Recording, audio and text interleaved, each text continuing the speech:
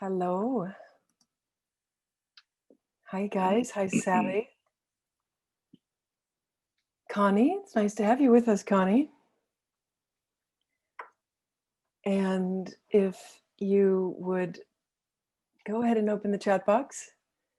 I know Sally's in San Diego, and Connie, you might be in Los Angeles. I think, Connie, you've probably met Manoj at Shakti or Bhakti Fest. Sally, I'm not sure if you've met Manoj, but he and his wife Jyoti are here in San Diego.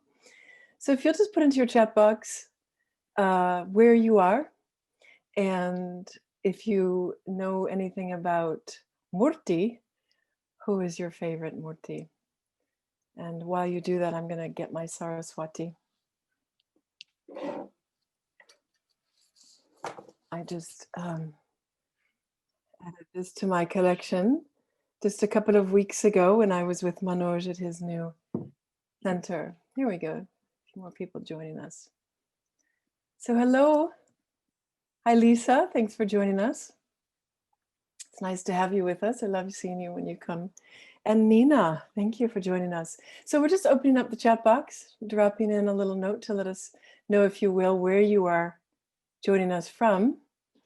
And if you're familiar with Murti, maybe you have one and you might just share with us who you love. And I just was showing you my Saraswati. Good morning, Sally. Okay, so let's go ahead and start. Welcome. I want to welcome Manoj to this Veda talk today.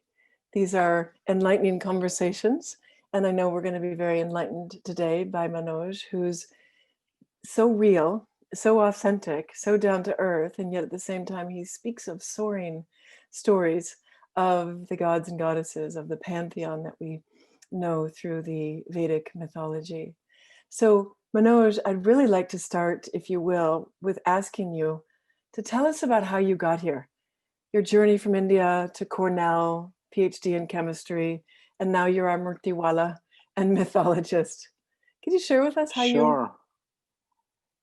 Yeah, my honor and pleasure. Thank you, Laura. Sundari, I always call you Sundari. I think Swamiji perhaps gave you the name a long time ago, which is a form of Parvati, Shakti Ma. And truly an honor to be here. Always love to share. And I want to make this interactive. Anytime you have any questions, verbally or through chat, fire away. So, how I got here was, very synchronistic set of circumstances. I didn't. First of all, there's no planning, right? When there's synchronicity, it just happens, and then there's these coincidences, and then it's up to you to take the next step and take it forward.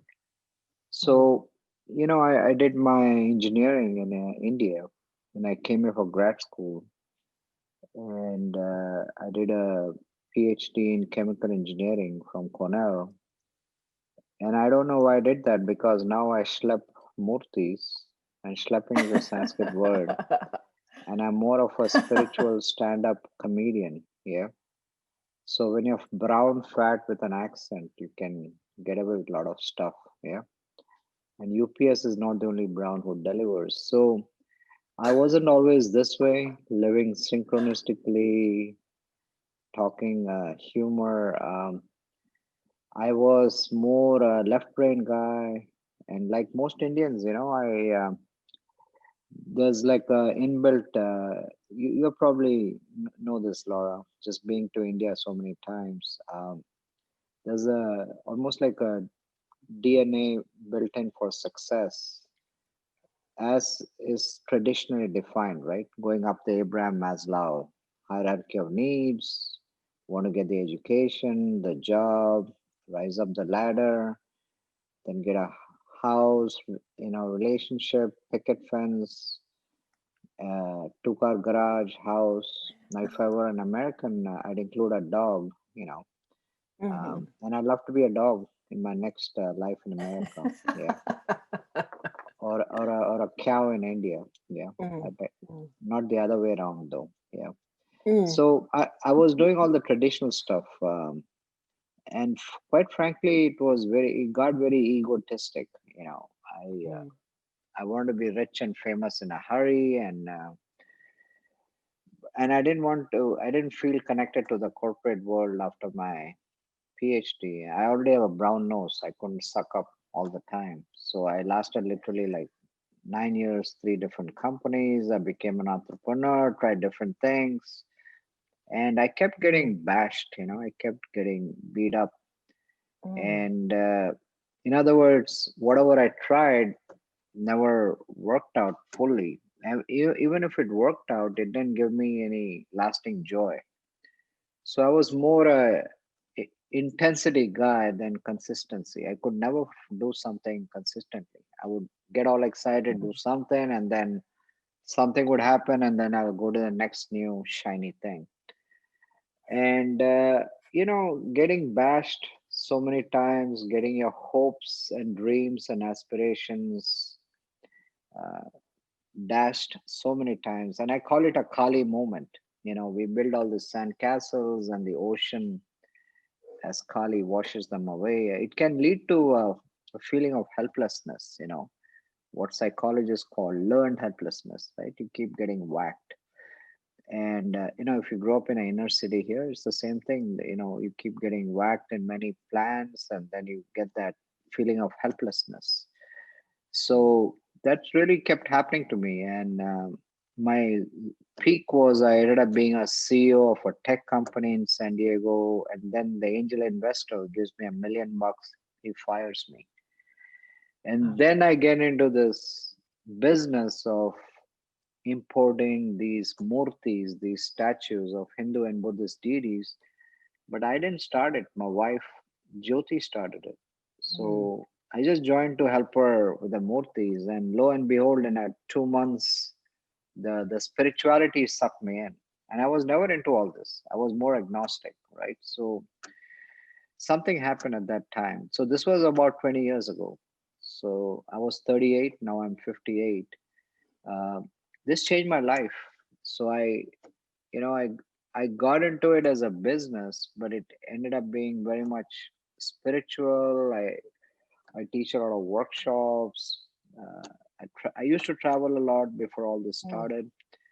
So I'm just grateful that it's a sort of a career path, not like defined anywhere, um, where I travel and I teach with these murtis.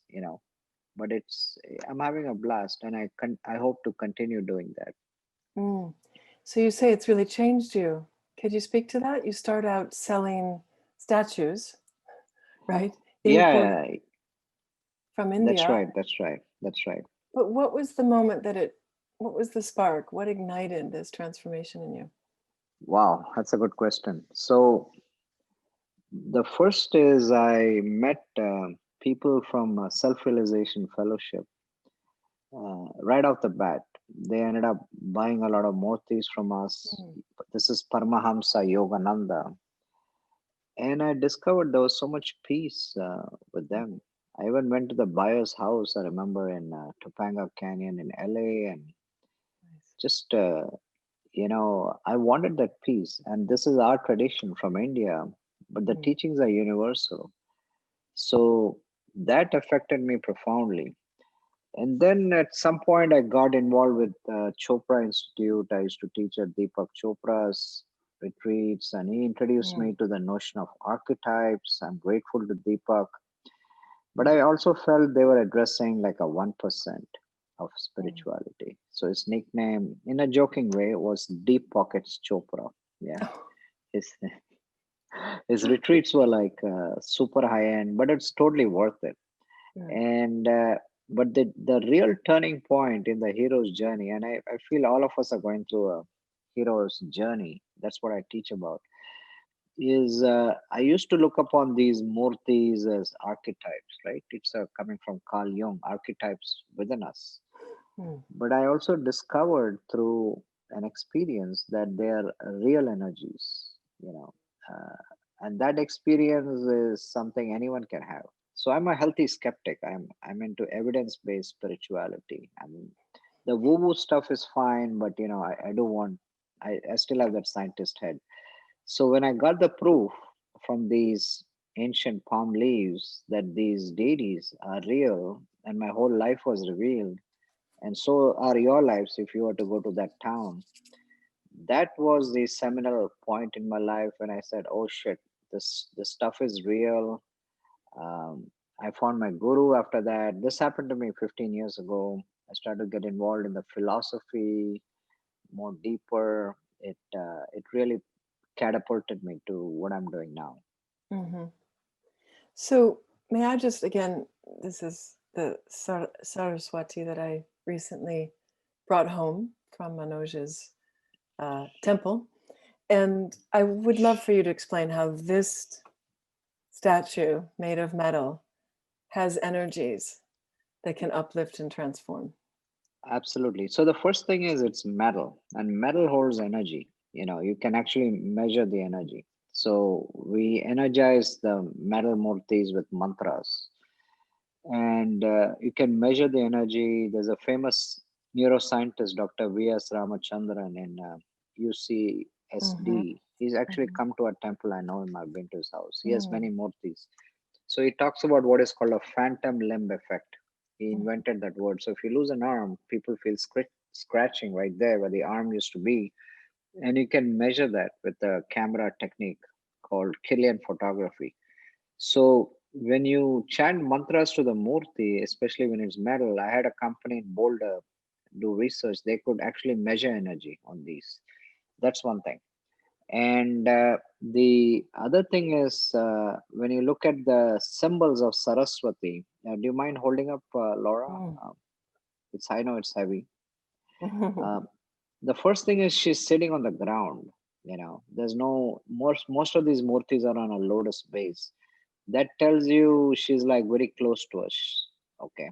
Mm-hmm. The second thing is she holds like a mala in the right hand, Mm-hmm. which is, thank you, Laura. The mala is circular, and that's awakening, right? There's no beginning or end in a circle, so that's spiritual awakening, going past time. So she says the way to awakening is twofold. She holds what looks like a iPhone 12 in the left hand, yeah. But that's the Vedas. That's the book That's of the stuff. wisdom. More specifically, the Upanishads, the latter half of the Vedas for enlightenment. So she says the way to awakening is twofold.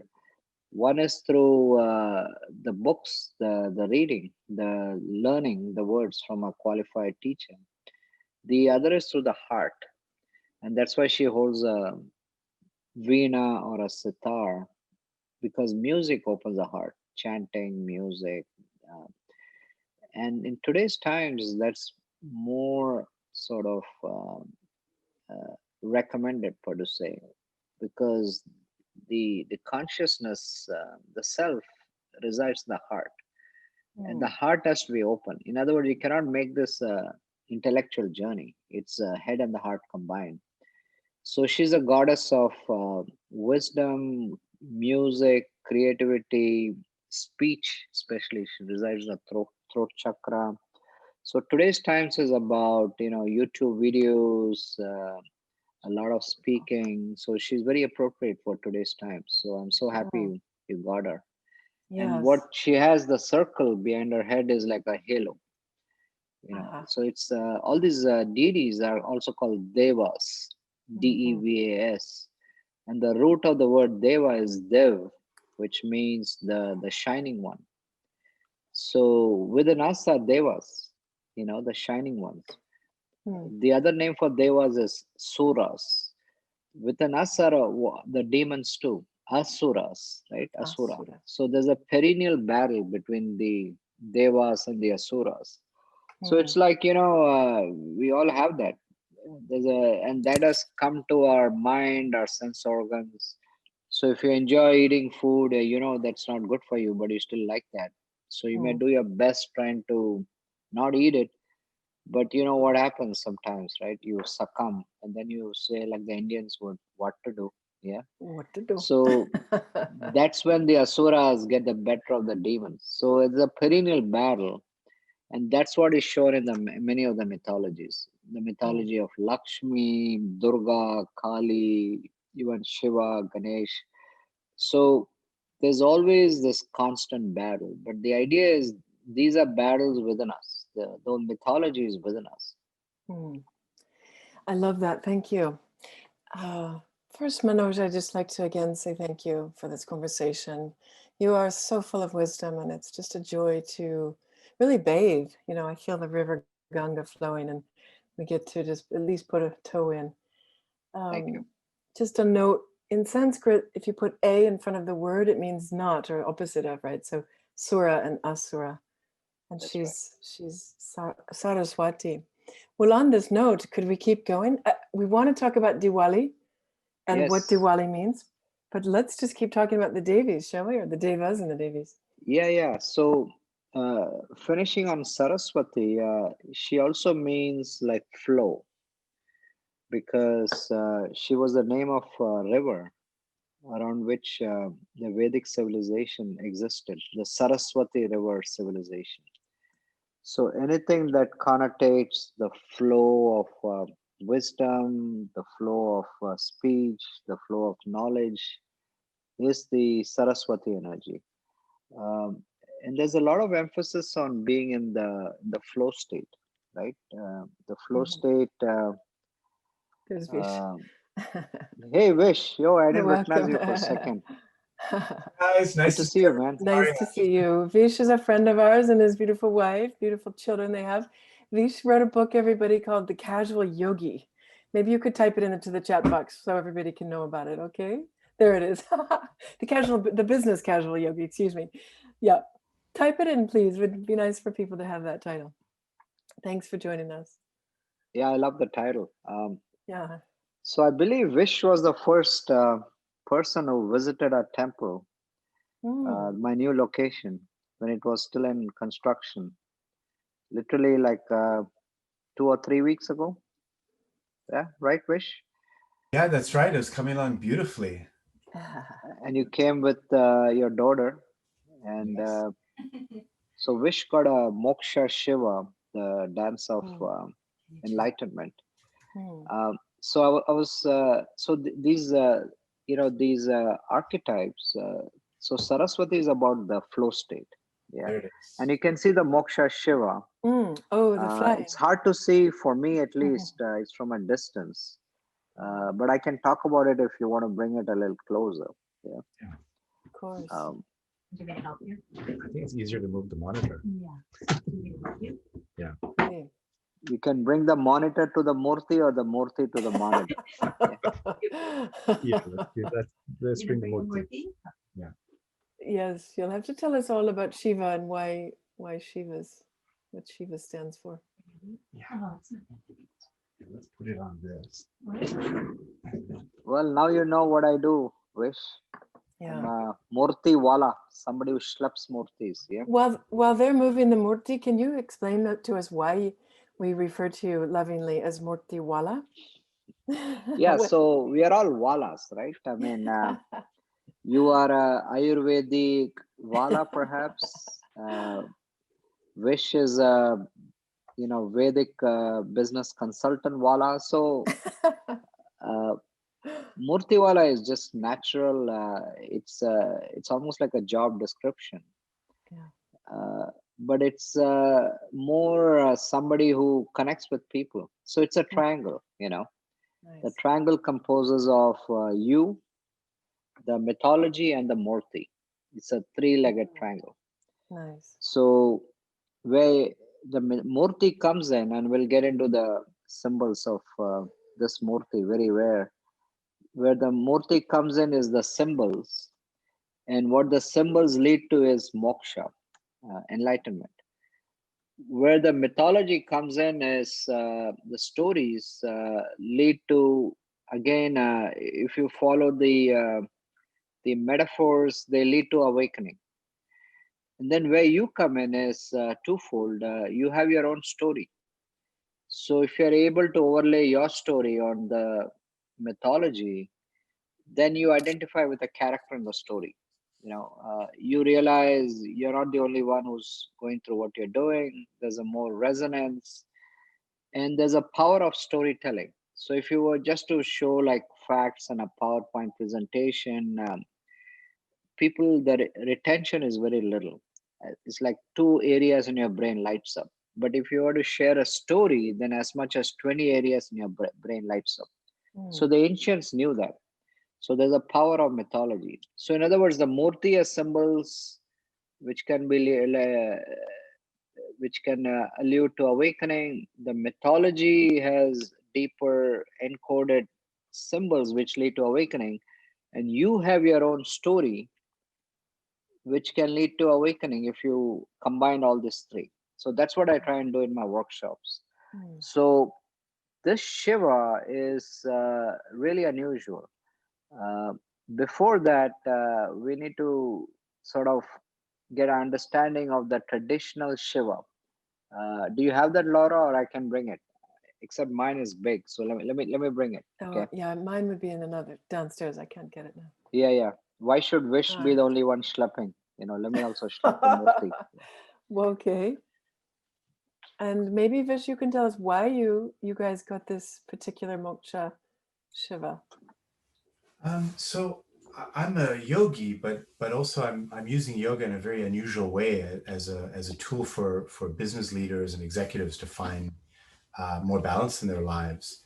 And so this being a very rare Shiva, but also Shiva at the end of his yogic work, basically becoming enlightened, being no longer subject to the laws of gravity, or no longer subject to the circle of sanskaras and vasanas and karmas. Like Manoj will explain more. Lovely. But No, for me, that's Vish, called.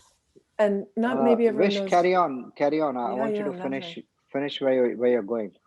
Yeah, so the So idea for me, what called, and there's a very specific reason why Manoj ji is Murtiwala. So, like if you go to India and you want a cup of tea, you want Yeah. chai, go to the chai wala, Thank right? Because the chai wala makes the most amazing tea. you. So the reason you go to Murtiwala, Murti is a statue, and the Murtiwala is the expert of the statues. And Manoj ji has this talent, which I discovered a few years ago, where he like looks at you and he can just see the right murti for you. And so I think it was about 3 or 4 years ago when he met me, and I didn't really know what I was doing at the time. I just knew that I was going this path of yoga and business coaching. And he said, "This is the statue for you." And at the time, it didn't make sense. So it took me 3 years later, finally, till 3 weeks ago, that I went and got this murti from him. But the idea for me where it connected was I'm combining business and yoga, the business casual yogi. It's something unique, it's something different. And this is something very unique and different about Shiva. We always see Shiva in a certain way. There's the meditating Shiva, or there's the dancing Shiva, in the Nataraj statue, which I think Manoj is about to show you. But this is Shiva in a completely different way, no longer subject to the conventional laws of gravity. He's upside down, and he's not in any kind of strain doing it. It's just naturally happening for him. And so I found that my life is starting to very naturally happen for me without strain, but in a very unconventional way. I don't fit in the typical yogi mold or the typical business leader mold. It's something different. Beautiful. no, I love this. I love your what you articulated, Vish. I mean, look, remember the scrolls I was telling about, Laura, where I go to this village, and you've been there too, Vish, Vaiteeswaran Koil, where your whole life is revealed. Those scrolls reveal that I live overseas and I import these murtis. It said, I mean, I import spiritual art. That's really what it said. And I teach about them. And then it said, I help find people, they are Ishta Devatas, which really means archetypes. It's a more heart centered word, right? Ishta is heart, Devatas is deities. So those scrolls picked that up. And this was before I knew I'm doing all this. It's like really a job description, but it, like you Wish, it kind of evolved into into doing this. So coming back to Shiva, and then we'll get into Diwali. Is that okay, Laura? Absolutely. This is fabulous. Let's go with So if Saraswati and let it flow. yeah, let it flow. So if there's a symbol of if there's one symbol of Indian art and yoga, it is this dancing Shiva. Yeah, Hmm. where he's dancing as Nataraja, and then Shiva has all this what's called Tandava, which means dance. And I'm going to do a whole podcast on Tandava. There are many dances. So this particular dance, another name is called Ananda Tandava, the dance of joy. Ananda Tandava. And this is about transformation. So the circle, for instance, is the word we each of us create, right? In Sanskrit, the word for world is called Jagat, Hmm. but it's the world each of us creates. So your world is different than my world. Who are whatever we experience is different. So that's the circle, and the flame he holds in one hand right here is the fire in your belly. You need to transform. You're getting outside your comfort zone, and then he has a hair, Hmm. what's called jada, on either side, which means if you're stuck in the status quo, you got to ruffle things up. It's like when you're in a tub of hot water, it becomes lukewarm. What do? You shake it off, right? That, like that song, Shake It Off. Yeah. By, you remember that song, Shake It Well, Off? you want to sing it for us? Sorry. Shake it off, shake it off. Shake it off, shake it off. Shake it Yeah. off, shake it off. Yeah. Yeah. The name will come to me. She's very popular, especially for Gen Xers. Yeah. Hmm. So then he holds a drum in his right hand, which is the spanda, Hmm. the pulse beat of transformation. Yeah, everything is vibratory. Taylor Swift. There you go. Thanks, Thank Lisa. you. Yeah, good one, Lisa. But when you embark on change, we, there's perhaps some tendencies within us that's resistant. It could also be people around us. So when you're in the bhav, right? When you're in the flow, the feeling of bhav, bhavana, devotion, there's people in your life who can drag you down. Like for me, for instance, when I started this job of a murtiwala, my family in India, Hmm. uh, they they resisted a lot. They said, "Hey, what are you doing all this engineering and all that for? And now you're schlepping murtis." Hmm. Uh, but now they've accepted. They follow my teachings, but it took a while. Uh, I don't know about you, Vish, if you encountered a similar resistance, but we all have some things where we have to break the mold, so to speak. So the stuff in your life that prevents you from being in the bow is this figure at the bottom, right? Hmm. Uh, that's the bhav buster. Yeah. So let's say you go to a yogic workshop with Laura, you're in the bhav, and then you go home, you might meet a boss or a significant other who are bhav busters. So what Shiva does is push it down. It's called apasmara, right? The being of forgetfulness. Hmm. And he teaches us life is about constant creation and Hmm. pushing down. Yeah, it doesn't get eliminated, it's still there. So these people are still around us, those tendencies are still within us, but we can work on attenuating those forces. Hmm. So what the other thing that happens is the major feeling we get when we embark on change is worrying about the results, the future. So for that, Shiva, with his hand, gestures to his feet. The left foot is raised up, and that's called Sharanagathi Mudra, which means he's saying, let it go. Hmm. It's a very Eastern thing, like people bow to the Guru, but you're not bowing to the physical form, you're bowing to what the Guru stands for, consciousness. So Hmm. when you truly let it go, that's where bhakti comes in, that's where the heart comes in. One has to literally surrender. But surrender is to be understood as not like giving up. It's about merging with something far greater. right? Like Ramakrishna Mm. Paramahamsa talked about a doll made of salt. Wanting to find the depth of the ocean takes a dive, and you lose yourself, but you get the infinite, right? So when you truly do that, with the other hand, he does the Abhaya Mudra, the, this mudra, right? Mm. The right hand, Mhm. where it means, literally means fearless. Mhm. He says, chill, I got you covered. Yeah. Mhm. So most murtis have that mudra. So in this dance, it's about living in the flow, regardless of the chaos of life. If you look at the center is where the heart is, right? Where the heart of Shiva. That's consciousness, that's the self. So here's an example where through the symbols, I'm trying to communicate the Vedic philosophy. So there are 108 poses in this dance, in this Tandava. And the last pose is the Murti Wish has. And I don't know if you Mm. can turn the monitor Wish, so it's focused on Shiva. So that's called Moksha Tandava.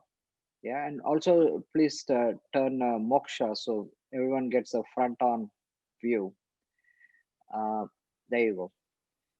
So here, the first thing is he's broken the circle, as Vish said. So the circle is like the wheel of samsara, right? It's like doing the same thing over and over and expecting a different result, or Mm. getting reborn over and over again. So what Shiva's done is broken this wheel. That's number one. Number two is upside down is the main thing that grabs people. So what this represents is the ego, which creates this feeling of I'm in charge or I'm doing stuff. It literally is gone in an instant upon awakening. Mm. So it becomes Ah, effortless. Thank you. yeah. Thank Great, you. great Yeah, idea, that's Wish. nice. Yeah. It becomes totally effortless. Life becomes effortless. Mm. It's almost like effortless grace. So when you do a handstand, the hands and leg muscles are contorted with stress. Look at here; he's like totally in the flow. It's very graceful. The hand is in fact bent. And then if you look at the right hand, the hand is shown gesturing back like this, right? If Wish can point to the right hand, right? And that's uh, freedom. So when you're free, you say, "Hey, I'm free." And then the Mm. damaru, the drum, on the other side, one side of the drum is this world we create, the jagat. The other side is pure non-dual consciousness. So it's called aham spurana. Ramana Maharshi talked about it. There's a spanda in everyone's heart. So it's a very high vibration. We create the world. And then we talked about the upside down. The flame in the left hand represents really the fire of wisdom. It's really it is the Upanishads, the Vedic wisdom that awakens you. It's like 1,000 years of darkness in a cave is gone when you shine a light, because the darkness was never there, right? So the Mm. darkness is called avidya. Mm. So the word video, to see, comes from vidya. So we bring in the light, okay? And the apasmara, if you notice very carefully, he has also flipped. So that's a big thing, Laura. He's assisting Shiva in the dance. So this also represents you're Mm. using your prarabdha karma to help you whatever you're doing now. So it's like the Zen saying, before enlightenment, what chops wood carries water. After enlightenment, what chops wood carries water. Mm.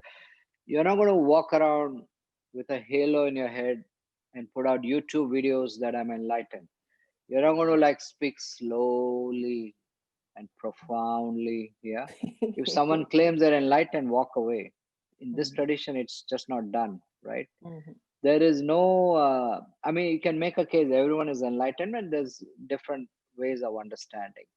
So, this Murti is a representation of our highest nature, which is, moksha. Mm. Okay. Uh, So I want to switch over to Diwali. Is this a good time to do that switch, Laura? Well, Or I you would want to? love, since you're talking about Shiva, and I'm not sure everyone knows he's considered the first yogi. So that's that Yes. relationship that Vish was talking about. But how do we, if we have a murti, something as gorgeous as that, or even something smaller, how will we work with it? You know, just a note, Dr. David Frawley says, for instance, when talking about Jyotish, we know that there Yes. are remedies in Jyotish if you want to boost a planet. Now there's Yes. mantras and there's Yes. gemstones, for instance. And Dr. Frawley says, if gemstones were always the answer, the upayas for Jyotish, if gemstones were always the answer to reduce your karma, then rich people would have no karma. Maybe that I like applies that. to Murtis as well. There must be something that we must do as well, I would think. Yes. Great.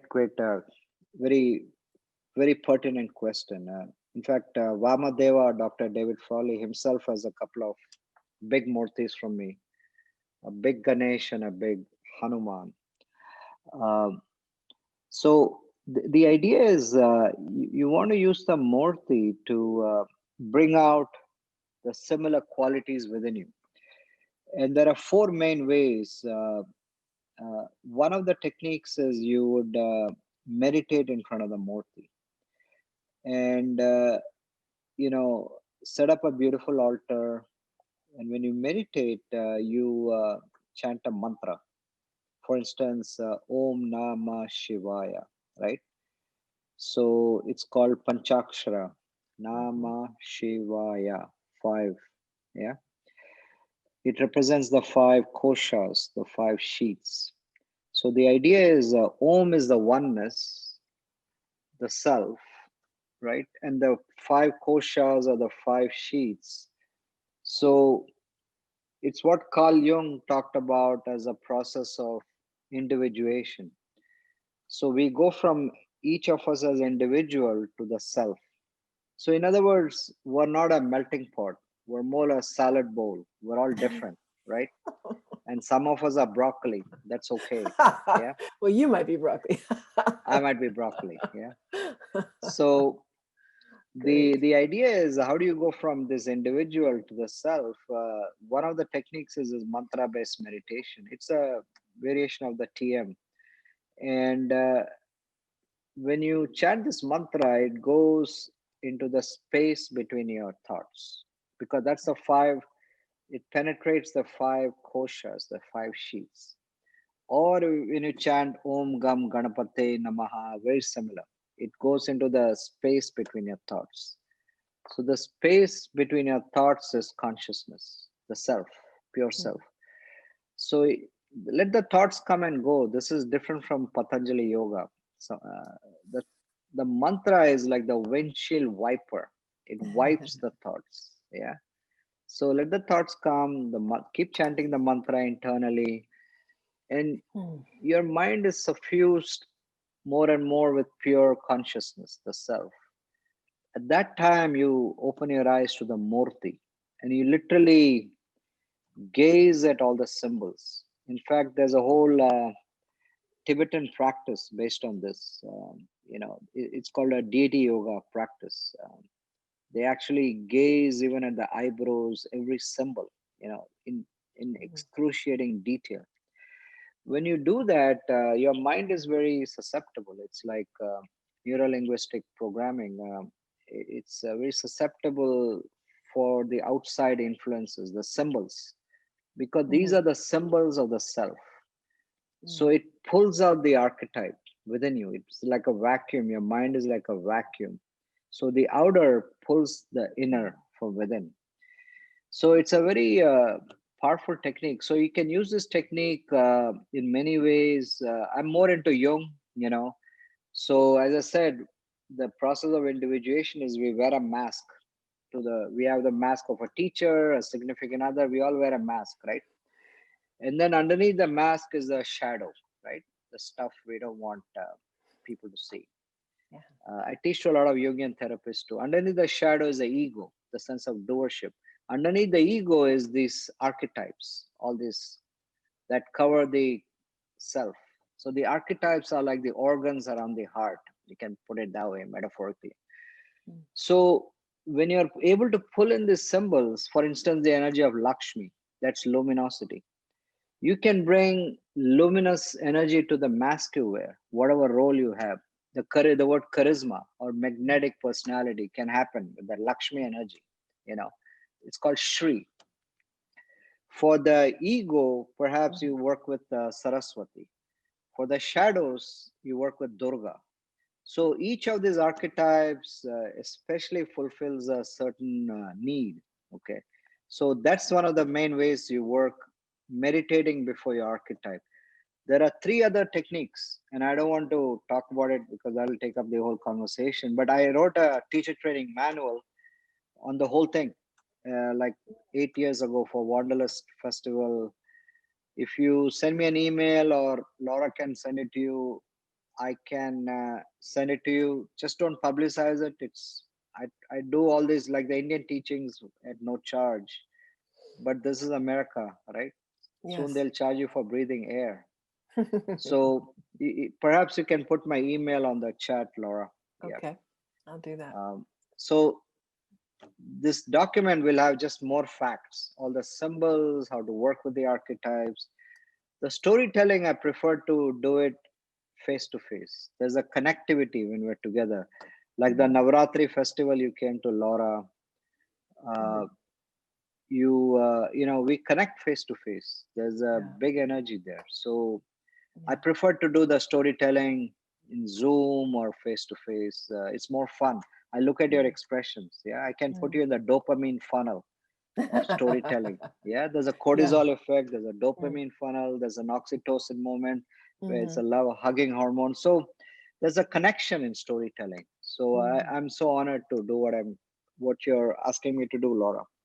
Well, what you're doing is telling the stories of these cosmic beings, and it reminds each of us of that potential. And when you talk about Yes. Ishtadevata and how you do have that gift of being able to see that in someone, it's like you're seeing their cosmic thumbprint. And we are Wow. always forgetting who we are. And you are Yes. inviting us back to that remembrance, that sacred remembrance. Oh, this is who I am. This is the world I'm alive in. This is who I belong to. It's very soothing. It is a dopamine rush. I think you articulated so beautifully. See, it's like anything else. I literally have been meeting 20, 30,000 people a year. Not this year, yeah, but in my travels, festivals, workshops at yoga studio. So when you meet so many people and you keep talking about murtis, you live in that world. It's very normal to me when I meet someone, I immediately the archetype comes to me, and it's like Vish alluded to. So when you ask where does that a thought come to you, it bubbles up from the self. It literally bubbles up. And guess what? You and I, we all share the same self. So since I've been doing this so long and I'm a little weird, I live in the world of mythology and archetypes. So when I see you or have a conversation, something comes to me. And I've learned to trust that. You can call it intuition from within. So you're absolutely right. So I help find people's archetypes. But it is a bit, it's like Sixth Sense by Manoj Night Shyamalan. That character, the little boy, he says, I see ghosts. Yeah. So I might see murtis when I see people. It's definitely not in the normal world. And it's okay to be Yeah, weird. beautiful. I say that. Yeah, that's beautiful. It's almost like you're seeing the Murti as a living embodiment walking in or walking to you. I've seen you do it. It's See, quite beautiful. I mean, it's really coming from y'all, right? Within us is a murti. Within us is also the asura, there's a divine and the diabolical. So we're a bridge between the two, the human condition. And this guy, Nietzsche said, no man can live on a bridge. You have to be this way or that way. And so yoga and Vedic philosophy is swinging to the divine within us. So these are intended to do this. It's just that people have sort of taken it for granted, especially in India. They look at Lakshmi and they think it's money. I mean, there's a lot more energy to Lakshmi, very potent frequency, especially at this time of the year, the Diwali time. So that has to be highlighted. Few people do that, but most people, it's like washed away. There's a it's like the lowest common denominator is making all this very trite, very cliche ridden. Mm-hmm. There's a Mm-hmm. We've lost you. I don't hear you. For some reason, we've lost your sound. Let me see. There we go. Hey, Dr. Hunt, can you hold on a second? I would like to take a pause because Jyoti is in the hospital. I do need to talk to the doctor. I'll be back in 5 minutes. Thank you. Okay. And if feel free to share about Murtis. Well, Sorry, Dr. Hunt, I was on a Zoom I know that we are with a very beautiful group of people, and maybe we can say a prayer. Jyoti's not been too well this year. This is his wife. Vish, would you like to lead us perhaps in a prayer to Shiva? Maybe even, well, I'll let you. Yes. So there's obviously our prayers that we say, Om Namah Shivaya, Om Namah Shivaya.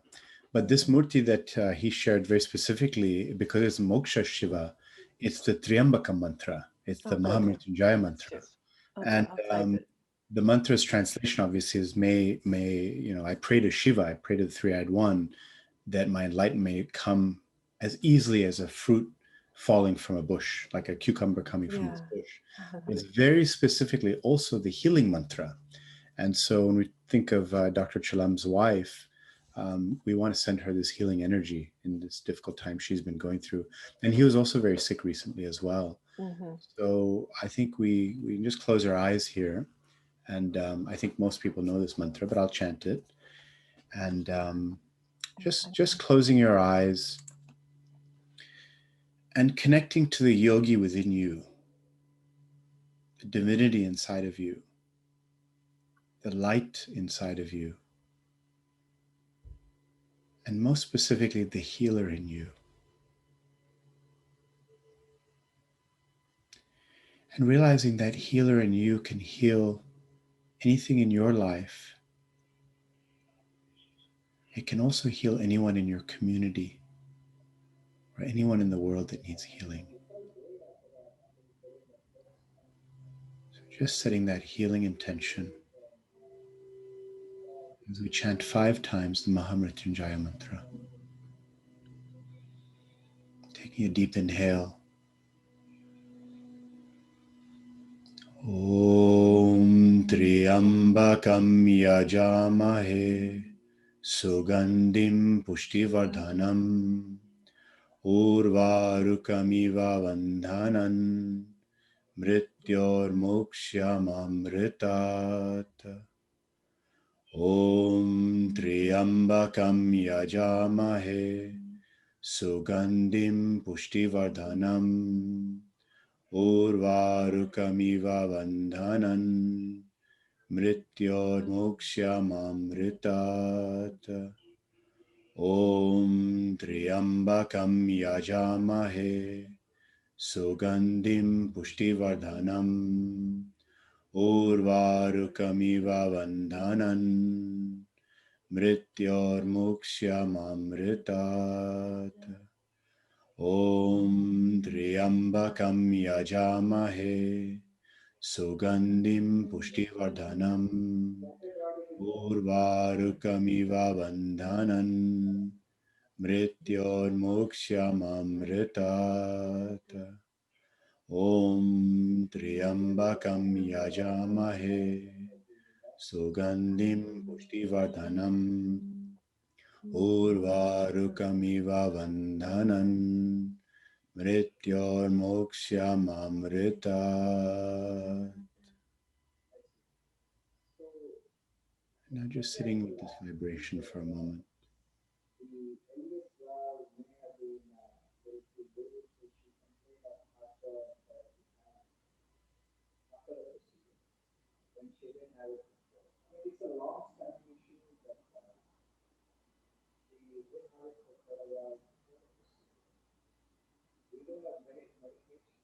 Just feeling this connection in this satsanga, gathering of light and truth seekers.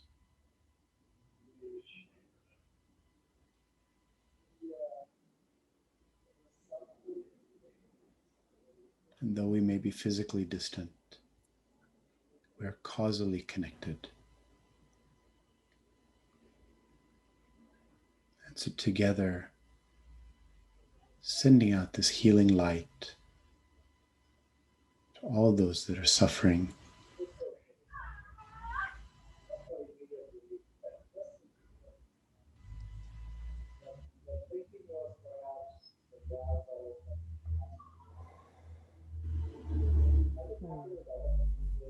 Now just coming back.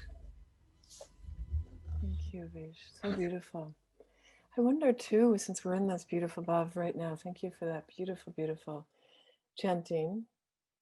Thank you too to your wife behind you. Could you introduce us to her? Carrie, please. This is my wife, Carrie.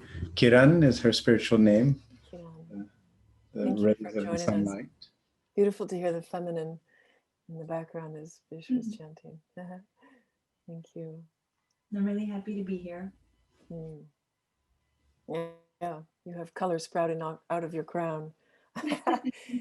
You know, I'm just thinking, since this is again such a beautiful group of friends, perhaps we could again close our eyes and take a moment to think about what Manoj has been talking about. And which of the archetypes or Ishtadavatas might be the most helpful for us in this moment in our lives? Perhaps it's Saraswati, to help us grow our wisdom, to help us connect to our higher self. Perhaps it's Lakshmi, to help us with that radiance, to know that the world is beautiful and nourishing and supportive. Perhaps it's Durga. Maybe we need strength, courage. We need to face the challenges of our life or even our own asuras. Maybe it's Kali. Maybe it's time to really dissolve the ego, detach from all that we are overly attached to. Maybe it's Shiva or Shiva. Maybe it's Ganesh. Just take a moment to really ask your heart, which of these cosmic deities would be the most beneficial to me in my life right now? And how can this Deva or Devi really help me grow, help me heal, help me remember my wholeness?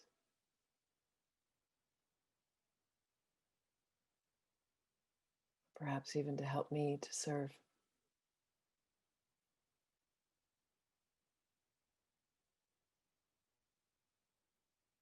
And then it's beautiful to invite that Devi in to come and reside at your heart,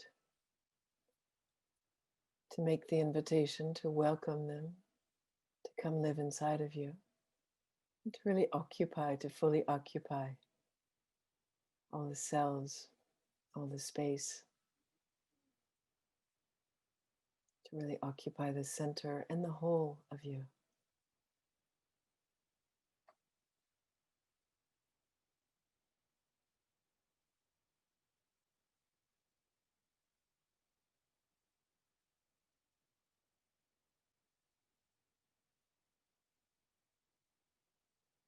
It's beautiful to imagine that this Deva or Devi is living at your center point of the heart, but also flowing in that cosmic dance through your entire body and your entire life.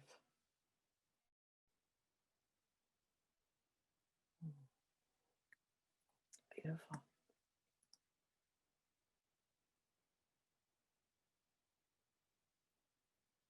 Wonderful. Well, we don't have Manoj back. I hope they're okay. He was going to talk about Diwali. Vish, is that something you might be able to do? Share us what is the meaning of Diwali? And he was also mentioning Lakshmi in relationship to that. Yes. So just as a quick show of hands, I think on the, I don't know if they can hand raise, if you hit participants on the bottom, or even just say out, how many people are familiar with the story of Diwali, the Ramayana and Ram and Sita and all of that? Okay. We'll It do looks the like picture, yes. Oh, Manoj is back. There's Manoj. Okay. Manoj. Thanks for your patience. So this year we are dancing between karmic raindrops, both my wife Jyoti and I. Aaron, good to see you, man. Yeah, so yesterday she had high fever. Took her to the hospital last night. Precautionary, she'll be released tomorrow morning. I just told the doctor, hey, just because she's there, don't feel compelled to do like procedures. There's been so many this year. She was diagnosed with stage 4 cancer in March. So, to use a bad joke, we used the hospital as a second home, but the last time she went to emergency was in July. So, when things restart after a while, it's hard for me psychologically. She's very strong, spiritually very strong. So, but that's good. They're going to release her tomorrow. Just keep her under observation. Uh, do you all have any? I want to. Where did we leave? Well, we just said the Mahamrityunjaya to Jyoti, who's also a great devotee herself, devotee of Swami Dayananda. Yeah. She chants beautifully. I mean, beautiful, beautiful chanting. So afterwards, we'll definitely send everyone. I don't think you have it on your website. What link shall I put to so people can learn more? Yeah, you can put my email. Okay, I did that. That might be the best way to reach me. There's also a YouTube channel under Murtis and Vedanta. So just Google my name. I'll get that. Okay. So this is a special time of the year. It's Diwali. But the Sanskrit name is Deepavali, right? So Deepa means light. Avali means like a rose of lights, lamps. And energetically, it's a special time of the year. It's a sun tradition. So when you look up at the sun's rays hitting the earth, it's like a sinusoidal wave. And, we're at an inflection point where the sun's rays start to dip more and more. That's why we're in the fall. So we're roughly in between the winter solstice and the fall on the autumn equinox. We're right in the middle. And it's the same tradition for other pagan traditions like Samhain, the Celtic tradition, or Hallows Eve, Halloween, or Days of the Dead. So at this time, when the curve shifts, it's almost like if you follow math, it's what is called the inflection point. And if you geek out like me, it's the double derivative goes to zero at this moment. So it's literally the time for new beginnings. It's like the new year. So just a quick overview. It's celebrated over 5 days. And thank you for chanting the Mahamrityunjaya, because the first day is for health. It's called Dhanteras, where Lord Dhanvantari is worshipped. But again, Indians are whitewashed it. So when you go to North India, they use the word dhan as wealth, when in fact the real wealth is your health, right? I mean, we realized it this year, both of us. Jyoti had stage 4 cancer and I had heart bypass surgery. So we cover the top 2 comorbidities. Yeah. So the wealth is the real health is the real wealth, so that we can do the spiritual sadhana to realize the self. So that's the first day. The second day is what is called Narakasura Chaturdashi, where Krishna slays the demon Narakasura and liberates 16,000 princesses. The metaphor there is it's the 16,000 blocked nadis that prevents the kundalini from rising. So when neuroscientists say that we use only 5% of our brain, it's because of these blocked nadis. We have 72,000 nadis, 16,000 are blocked. So in the story, he liberates the 16,000 from prison. The third day is the day of Lakshmi, and she comes from the churning of the ocean of milk of the gods and the demons. And I did a whole workshop on Lakshmi last Saturday. We all got together in a group. Aaron Baba was there. He also schlepped lunch for us, yeah, as part of his Hanuman-like energy. So third day is Lakshmi. The fourth day is where like Shiva and Parvati game of dice. So it's like all deities are worshipped. And the fifth day is Bhai Ben Bhavana, where it's the oxytocin moment where we feel the connectivity with each other. But the question can be asked, the main two deities worshipped at this time is Ganesha and Lakshmi. So Lakshmi you can understand, but why Ganesh? And there's a small story here. So Lakshmi is like, this is Lakshmi, goddess of abundance, luminosity, Shri. And she kept talking to Vishnu, her consort. And Vishnu's like chilling under the cobra, that's his recliner.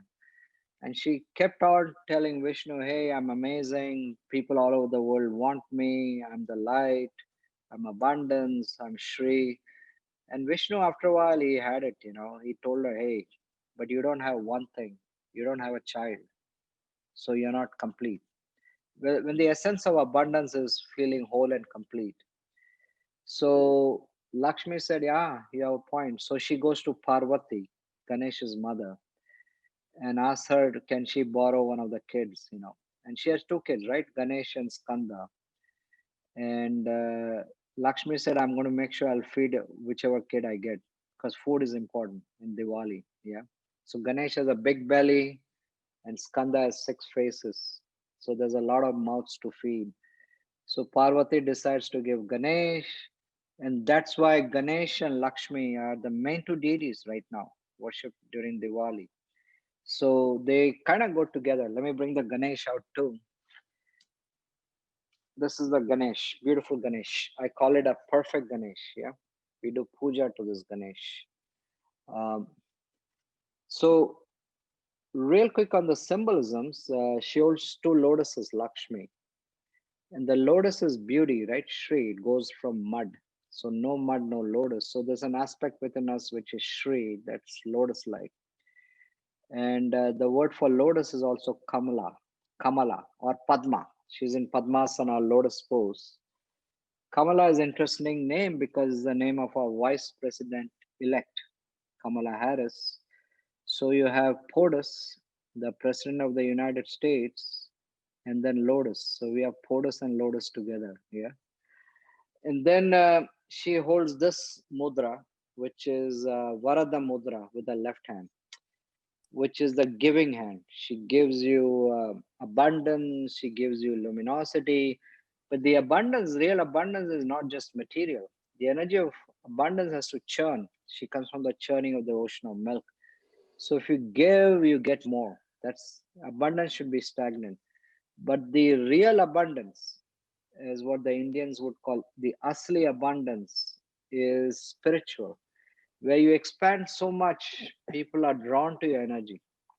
It's like your community wants to be part of you, your family. That's real abundance. And I do feel you have that, Laura. There's a, Oh, I've known you over the years, and I've seen the way people respect you, respect your sadhana, your grace, despite any circumstances. So totally Lakshmi energy, big time. And that can be for guys or a woman. It's the halo effect. And along with that comes a sense of completeness, comes with humility, like a feeling of almost like fullness, satisfaction. Nisargadatta Maharaj used to say, want what you have, don't want what you don't have, right? That's the energy of Lakshmi. It's the feeling of completeness. Uh, her counterpart is Ganesh at this time. Big belly means digest the opposites. The life is both good and bad. You cannot separate North Pole and South Pole. You slice a magnet, it's still the halves will have, excuse me, North Pole and South Pole. Then every Ganesh is a mouse, right? Right here, there's a little mouse here, right here. So the mouse is his vehicle, his vahana. So all these deities are vehicles. So Lakshmi's vehicle is the owl, Uluka, and she has like owl feathers here in her sachet. She has owl feathers, and her halo is like owl feathers right here. So the owl sees through darkness. So Lakshmi is an energy of luminosity, light, of wisdom. Whereas the mouse of Ganesh right here is the mind, metaphorically, because our mind's kind of is the wandering mind, right?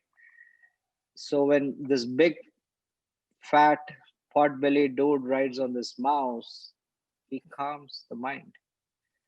And calming the mind is almost like a prerequisite on this journey.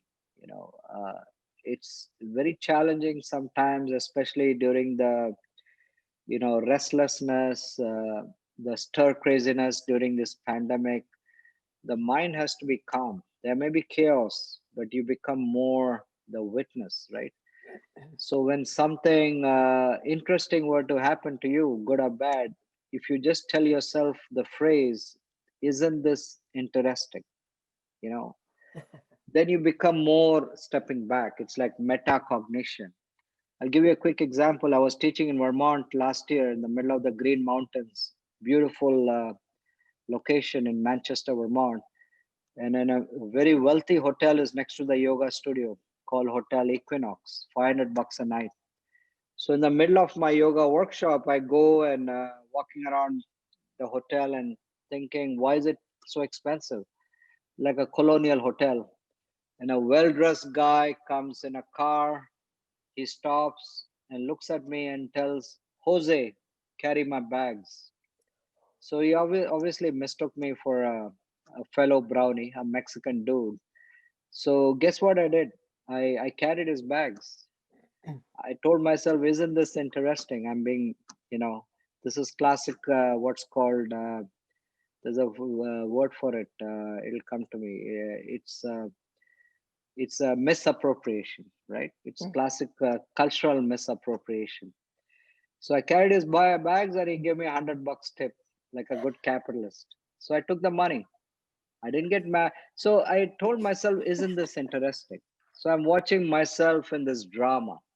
Wow. So the power of storytelling is, hey, you can communicate through humor. Humor is another thing that puts you in the metacognitive state, right? So when your life is being upended with all this medical bullshit, I'm bending over and saying, isn't this interesting?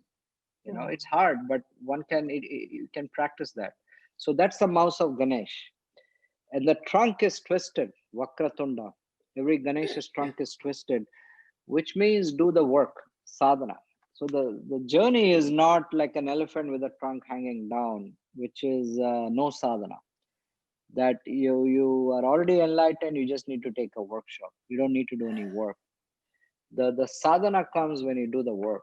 And then he points to the suite of awakening. This is Satchitananda, right? Sat is truth, Chit is awareness, Ananda is bliss. So Ganesh is so rich with symbols: axe, nose, broken tusk, big elephant head. Uh, I can do like 2 days only on Ganesh. It's so powerful. It's almost like it's a classic liminal deity. Liminal is half-half, like subliminal. So Ganesha and Hanuman are very strong liminal energies. So they are very potent in today's times. They're what is called Upadevas. Upa means coming close to you. They are your ultimate buddies. So beautiful archetypes to work with. I know I may be throwing a lot at you, but I just, I just love when people want to know more. Gives me a high. Yeah. Well, we love you, Manoj. And one of the things, what you said just really touched me, brought a tear to my eye. Because it's so beautiful to be seen by someone who sees so clearly and with such illumination. And this is one of the things that I love about you, is that so many people who have great knowledge, maybe they broadcast. It's wonderful to hear their knowledge. But what's lovely about you is that it's conversational, that you also are acknowledging the people that you're with. Yeah, you're not. Oh, yes. You're. It's very real. It's very connecting. It's very honoring. Thank you. Thank you. It's really actually about y'all, because we're in this journey, and the very fact that whoever comes here, or there's a deep, it's almost like a deep yearning Mm, to find what your archetype is and ultimately abide in the self. mm, So it's like mirrors. I see you, you see me. And that's another way to work with a murti. When you see a murti is darshan, and but the murti looks at you, and that's called kataksham, a divine mm, gaze. So you get a hit. And guess what? We are all walking murtis. So mm, when we look at each other, we inspire each other. mm. That's why it should never be one person like talking down. This is a satsang, a collective gathering to talk about the truth and have some fun, laugh a bit, cry a bit. It's all good.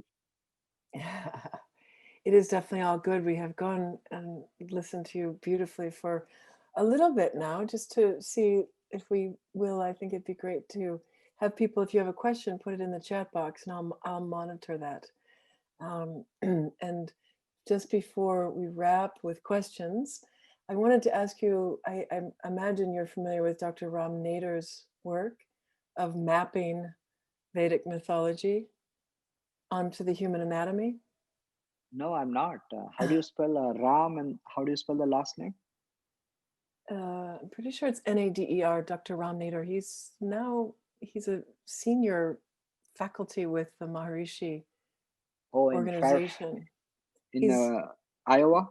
he's in Palm Beach now, but yes, he's part of that group, and he's a doctor, and he basically took Vedic literature, as he calls it, and sees how it's mapped onto the body. So he says Ganesh, for instance, is the pons, the back of the brain, which has that similar shape. And through meditation, it's almost as if we're seeing a projection of that onto the frontal brain. He talks about Wow. Hanuman is the heart, Yes. Sita is the blood, Yes. yeah, Ram is the uh, controller of the brain. So it's Right. it's really extraordinary work. And Wow, through our this is meditation, cutting edge. Yes. yeah, through our meditation, we are awakening those archetypes within us, and perhaps even seeing them within I'll us. look it up. So another way to view them is as chakras, in the chakras, right? So Ganesh, for instance, the root Mm, chakra, Lakshmi is the Swadhisthana, and then Arjuna is the half-half, the the Manipura, and then you have the heart. Annahata is Hanuman, throat is mm, Saraswati, mm, Krishna the third eye. Uh, so you have these the chakras, the colors. Uh, there are 330 million deities, but they are all like archetypes within us. Somebody likened it even to the bacteria within us. We're like mainly 90% bacteria. yeah, I love it. Did you tell us who the crown is? Is that Vishnu? Yeah, crown is Vishnu or Lakshmi. Sahasranama. Yeah. Beautiful. Lisa has a question. I think it's the all-important question of the moment. How do we get to work with you, Manoj?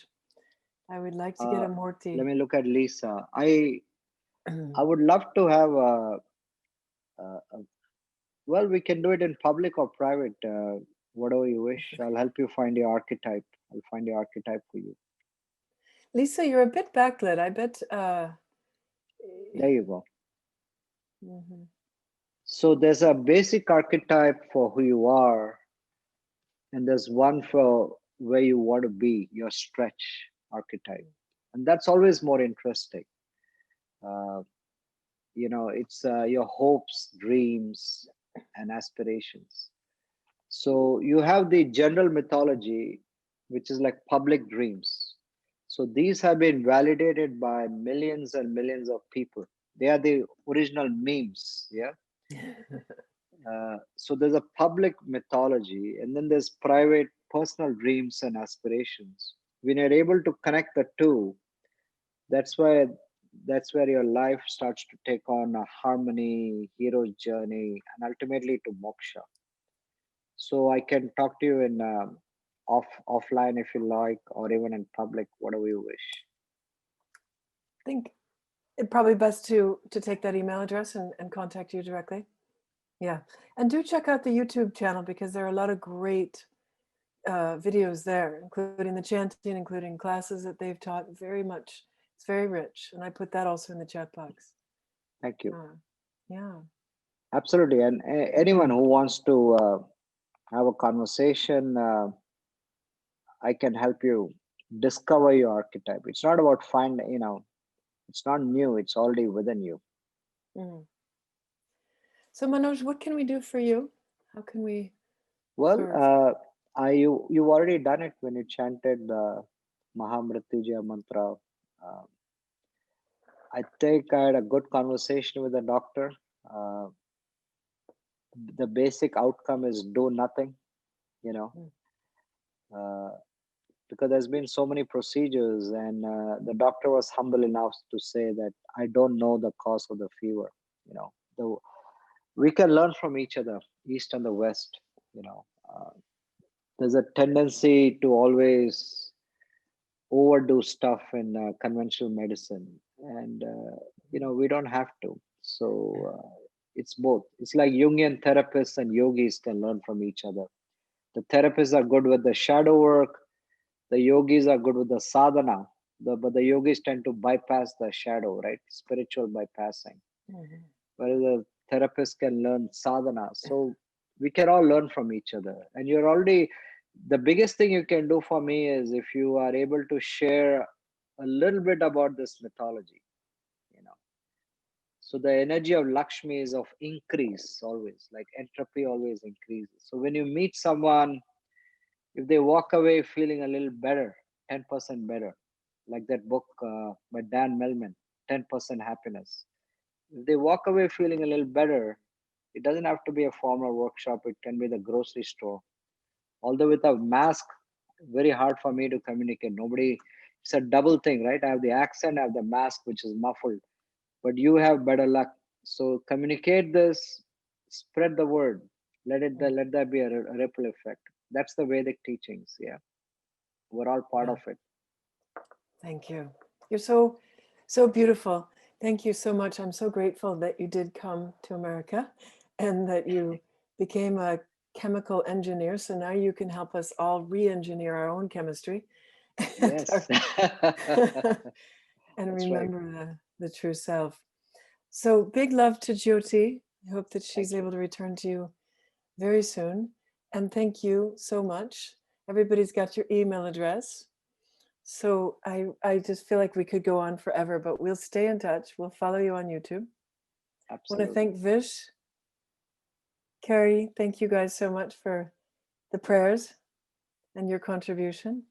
I do feel that our country, America, is so much better thanks to the influx of the Indian people who bring Ayurveda, Jyotish, the Vedanta, the mythology, and it's just such a blessing to be able to to sit at your feet, to come a little bit close to your great wisdom. Thank you. Well, thank you, Laura. The American tendency is to embrace the best parts of all cultures because it's a young culture, right? So what's the difference between yogurt and America? You leave a yogurt out for 200 years, it actually develops a culture. How about, what was it that they said when Gandhi arrived at Heathrow Airport? Somebody said, "How do you like British culture?" And he said, like something like, what culture?" But that's the beauty of America, the greatness, the ability to absorb. So thank you all. I'm grateful to be with you all. Thank you. Jai Thank you. Ganesh. Jai Ganesh.